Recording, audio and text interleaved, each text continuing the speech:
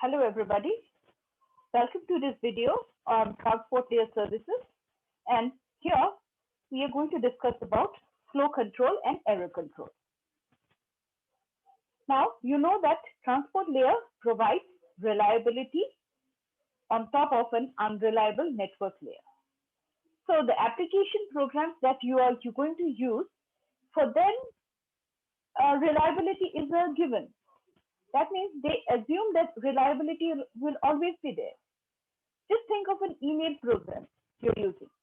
Would you expect that the email, only half of the email will be sent and not half of it? Half of it may be lost. Will you tolerate a part of a file being sent using a file transfer program? No. So reliability in terms of application programs which uses the other layers is it is a given. So since the network layer does not implement reliability, so it is the work of the transport layer to bring about this, ensure this reliability. And this reliability is implemented through two things together, that is flow control and error control. So let us see how these two work. So now, if you have discussed already the data link layer, you will find that data link layer also has flow control and error control implemented in it. So in that case, why do we need to implement our error control and flow control in the transport layer once again? Are we doing extra work? Now the answer here is no. Okay, so what is it that is different between the data link layer flow control error control and transport layer flow control and error control? So before I go to that, let me just say what is exactly error control. Error control means when you are sending a data, it is expected that the data is received at the other end in the same order in which you have sent. Okay, and flow control means the sender will know how much data the receiver can receive. Okay, and it will not overwhelm the receiver with too much of data that it cannot handle. So, so now coming back to our discussion on transport layer and data link layer flow control, error control. So let us look at it from this side. Okay, now we know that the transport layer is our end-to-end transport communication, and data link layer is our hop-to-hop control. Okay, so suppose I have a sender here, I have a receiver here. This is sender, this is receiver. These are the two hosts. These are the two end devices. Now in between, I have all these network devices, say routers, which are connected. Okay. Now flow control at the transport layer would be regulating the flow between the sender and the receiver. We will not be bothered with how much is the flow, what is the flow between each individual hop. So let's say the sender can send data to this router, first router, say at 5 Mbps. Okay, and this can send at say 3 Mbps. This can send at say 2 Mbps or say 12 Mbps. Say this is very fast, 12 Mbps. But here you can send only 2 Mbps. Okay, so even though here I can send 5, here I can send 3, here I can send 12, and here I can send 2. Okay, the overall data that can be sent, the speed at which the data can be sent is limited by this. It's limited by because of this. Okay, because if I send 5 from here, I send 5. Okay, then out of this, only 3 Mbps can be sent in the second hop. In the third hop, it is very fast. Whatever 3 I am sending can pass through. But again, there is a bottleneck here. It can send only 2 Mbps. So the effective data rate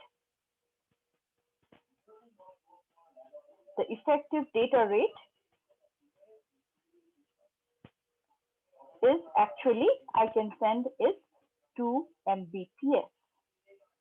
Okay, so 2 Mbps is the data rate at which I can send from the sender to the receiver, so that there is no error, there is no loss of packets. Okay, so in the transport layer, this is the flow control that we have to look at. However, in the data link layer, all right, this particular say this particular link is 2 Mbps. Say this is 12, this is 12. Say this device can be connected to multiple different sources. Okay, so each of these can have different capacities. Okay, each of these can have different capacities. Okay, so here you can see that let's say this is these are all of different capacities. Say this is of 5, this is of 3, this is 2, this is 4 Mbps. All these are in Mbps. So now you can see that here at this particular point, okay, what should be the what should be the flow, and this flow control is decided at the data link layer. So data link layer, even though here this is 2, okay, between this or this is 12, whether this whole 12 can be used, entire 12 can be used, or will it be too less, because a particular router can be connected with multiple links. Okay, can have multiple ports when it is connected with multiple links. So whether this would be sufficient. So how much data you can send to this router so that it can send it over this 12 Mbps. So that is decided in the data link layer. So when you work on data link layer, you will see what this means. So now coming to our flow control algorithm. Now there are different flow control algorithms that are available. Okay, again these you will find it in the data link layer also. So what are the protocols? The protocols are stop and wait protocol. So you have the stop and wait. From the name itself you understand stop and wait. So here what happens? Our segment is sent and the sender will wait for an acknowledgement for that packet, for the segment, and then only when it receives the acknowledgement it will send the next segment. Okay, so that is your stop and wait. So it's something like this. So you can see here, this one here sender, this is the sender, and you have the receiver. This is the sender and the receiver. Sender is sending packet 0 and it is waiting for an acknowledgement. Only when the receiver sends the acknowledgement for 0, only then it is sending the next packet.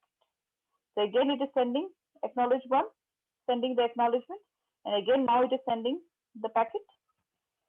So at any point of time, the sender can send only one packet and wait for an acknowledgement. So that's why it's called stop and wait. Now stop and wait can be, if we assume that there is no noise, means that the network is perfect, then it works in this manner.